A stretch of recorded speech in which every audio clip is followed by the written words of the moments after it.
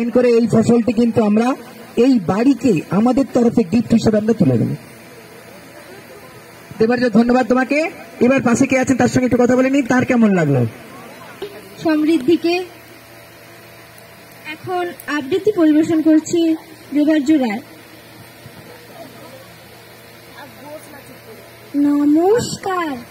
কবি রতন তনু ঘাটির লেখা বীর পুরুষ রবীন্দ্রনাথ। আমার যখন ছেলেবেলা বয়স 5 কি 6, বীর পুরুষকে দেখেছিলাম স্বপ্নে যেমন হয়। ঘুম ভাঙতেই ছুটতে গেছি, পরীক্ষা তো কাকুর।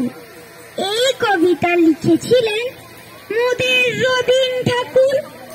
বলেই কাকুর পড়ালেখা সময় কোথায় তার। আমি তখন মনে মনে পালকিতে মাঠ পার। মা বললেন খোকার খিদে, পারুল খেতে দে রে। আমি তখন ডাকাত ধরছি, শুনছি হা রে রে রে রে। তার উপরে অনেক পরে 100 বছর পরে ভারত মাতার বুকে দেখি আজও ডাকাত পড়ে। 52 বছরের আমি ডাকাত তারাই জোরে। মাকে দেখি করুণ মুখে দাঁড়িয়ে থাকেন দূরে। লড়ছি আমি, হঠাৎ দেখি আমার পাশে এসে দাঁড়িয়ে আছেন রবীন্দ্রনাথ বীর পুরুষের বেশে। নমস্কার। ধন্যবাদ জানাই দেবার্যকে। এখন আমাদের এর কোনো বিকল্প হয় না, কারণ এটা সৃষ্ট। এই যদি আবার একটা রবীন্দ্রনাথ আঁকে সেটা কিন্তু হয়তো কিছুটা একরকম হবে, কিন্তু একই হবে না। তো সেই জায়গায় সেই সৃষ্টি আমরা তুলে দেবো। তার আগে আপনার একটু অনুমতি। সবাইকে আমার শুভেচ্ছা অভিনন্দন জানালাম। আমার কথা বলা নিচের আছে ডাক্তার মতো আর কি, বলতে পারতেছি না। যাই হোক, আজকের অনুষ্ঠানটা সবচেয়ে আকর্ষণীয়।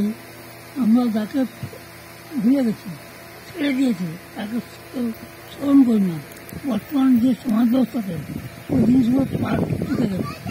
কিন্তু এই মাস্টার সরকার যারা ব্যস্ত নিয়েছেন, এদিক দিয়ে আমি তাদেরকে অন্তর থেকে কী ধরনের সেটা তার ভাষা নেই। কারণ এই যে ফেলে আসার জিনিসগুলোকে আজকে বর্তমান সমাজ এত ভালো আছে, যেটা আমার স্কুলে হয়নি কয়েক বছর করার সুযোগ। এবার আমরা আমাদের স্মারক ছোট্ট দেবার্ঘ তুলে দিচ্ছে এবং অনুপমবাবু তাদের পক্ষ থেকে অনুপমবাবু তুলে দিচ্ছে এবং প্রণাম করছে। যারা বলতে চেয়েছিলাম রবীন্দ্রনাথের ফটো